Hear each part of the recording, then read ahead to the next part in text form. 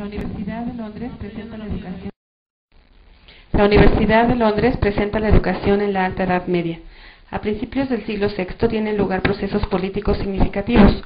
Por una parte, algunos reinos romano-bárbaros se habían implantado más o menos sólidamente en el territorio del Imperio de Occidente, donde la única autoridad política era la Iglesia y sobre todo el papado. Por otro lado, el Imperio de Oriente conserva su unidad y su fuerza que le permitirá intentar la reconquista de Occidente. Estos tres centros de poder tan distintos entre ellos, media, que se va a caracterizar por excisiones, violencia, guerras, epidemias, invasiones constantes, inseguridad y aislamiento. En lo que concierne al campo de la educación, se observa una gradual desaparición de la escuela clásica y la gradual formación de una escuela cristiana, con dos vertientes: la escuela episcopal que se da en las ciudades y la escuela cenobítica que surge en el campo. El nivel cultural es muy bajo entre los bárbaros, los hombres de la iglesia y los representantes del imperio.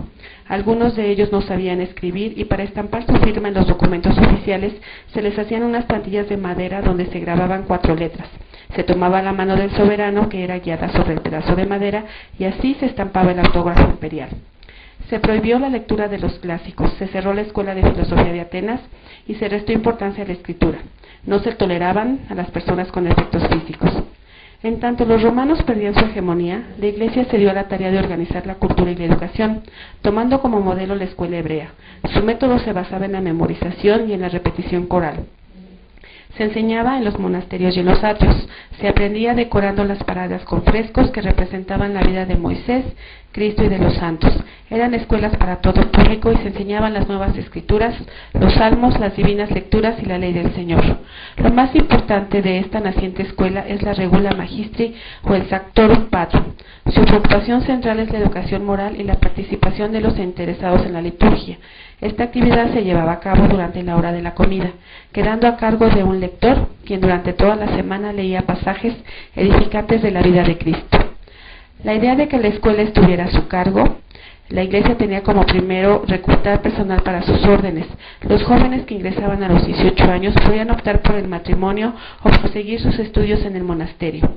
El abad se encargaba de proporcionar a los estudiantes todos sus útiles, los cuales consistían en una cogulla, túnica, sandalias, zapatos, cinturón, cuchillo, el estilografium, los pañuelos y las tablillas o tablas. Una de las normas que debía seguir todo aquel interesado en permanecer al cobijo de la Iglesia consistía en dormir en su propia cama, de forma tal que los monjes más jóvenes no tengan camas vecinas, sino intercaladas con las de los más ancianos. Y en el dormitorio debería haber una lámpara que debería permanecer encendida hasta el amanecer. Los maestros deben hablar y enseñar. El discípulo debe callar y escuchar. Los jóvenes deben honrar a los viejos y los viejos deben amar a los jóvenes.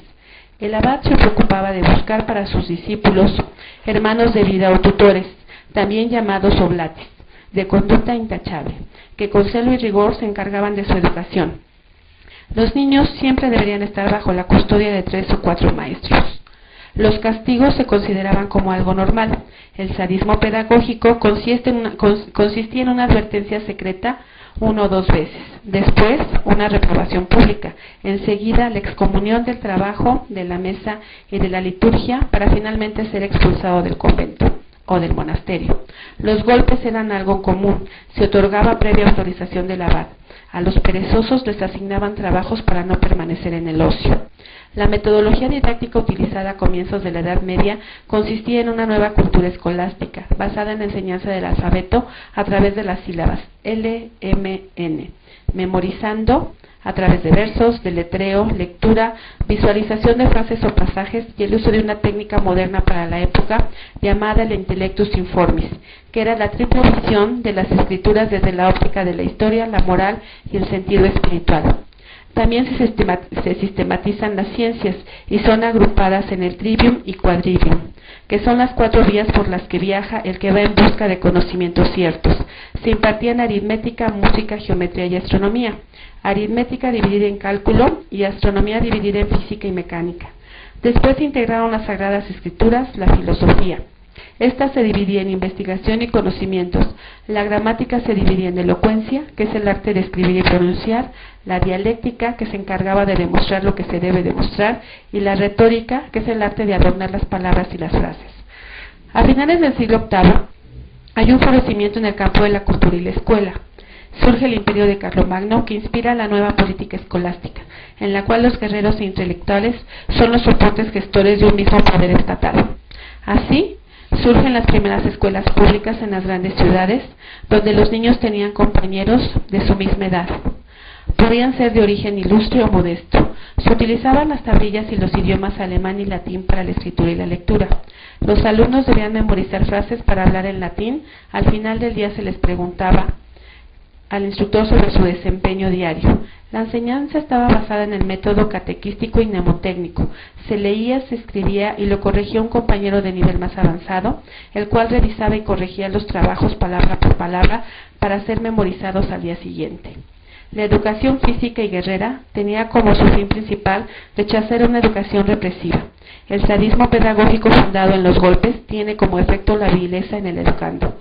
Los golpes hacen viles a quienes los reciben.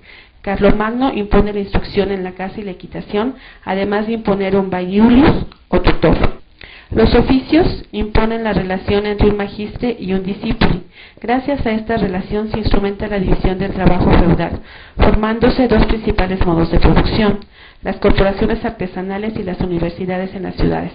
Los oficios que organizan la división del trabajo feudal son el cultivo de la tierra, los pastores, la construcción de casas, el trabajo del hierro y madera, los orfebres, pintores, artesanos del cobre, calderos, sastres y jaboneros. Estas son las principales características de la educación en la Alta Edad Media.